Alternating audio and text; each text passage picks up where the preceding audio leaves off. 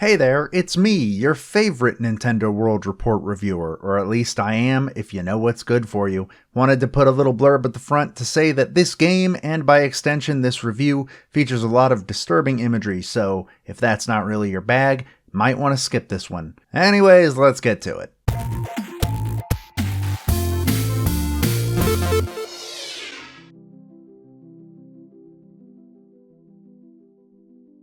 The concept of taking something that is meant to be cute and heartwarming and twisting it into something disturbing and downright messed up is not exactly new. We've seen it dozens of times with properties like Alice in Wonderland, for example. Likewise, Amanita Design is not a new player in the adventure game scene, with a pedigree of releasing games like the Samaros trilogy, Machinarium, and Botanicula. Their bread and butter is surreal, hand-drawn imagery, but as far as I know, they've never gone in the direction of taking their content into the realm of horror. That is, until Happy Game, Amanita's most recent release.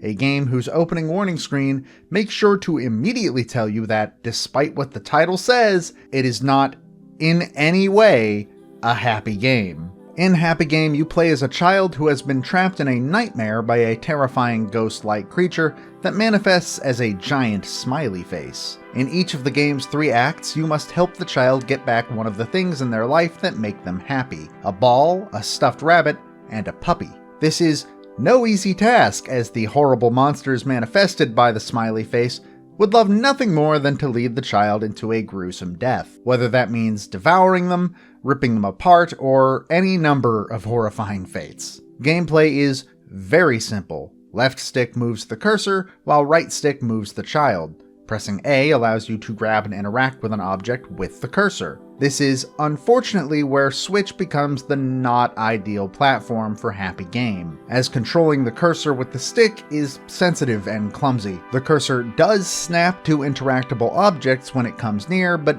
this gets iffy when you're hovering around more than one interactable object at once. At the end of the day, this game was very clearly designed with a mouse in mind, and the move to an analog stick just doesn't work as well. As said before, gameplay in Happy Game is very simple, even down to the puzzles. Veterans of the adventure game genre, or even players of previous Amanita titles, may expect an exploration aspect where you are collecting items in order to use them elsewhere to solve those puzzles. You will not find either of those in Happy Game. It's more akin to a series of vignettes in which the player must solve a self-contained puzzle that can range from feeding rabbits carrots so that they get fat and distract a much larger cannibalistic rabbit, to something as simple as figuring out a way to interact with a certain object until something happens. Much like the gameplay, these puzzles are very straightforward, sometimes to its detriment. A few too many of them are quite literally just performing the same action or series of actions over and over again until the game finally moves forward with the scene, and somebody looking for more complicated problem solving than that likely won't find what they're looking for here. Where Happy Game shines is its beautiful hand-drawn artwork and environments, a signature feature of any Amanita game. The creatures that torture the child throughout their dream are genuinely creepy, and a lot of them are really unique. While the idea of cute things being twisted into terrifying things isn't new, the more surreal take on the concept makes one heck of an impact. It should be noted that the imagery in this game can get incredibly grotesque and disturbing, and if you don't do well with that type of content, I would suggest you give Happy Game a hard pass. If you don't mind that type of content, you will find it in spades in Happy Game, as the entire game is drawn and animated with a style that might approach the work of horror artists like Junji Ito. Overall, Happy Game is a bit of a complicated game to recommend, especially on Switch with its unruly controls, but one that ultimately comes off as a positive experience.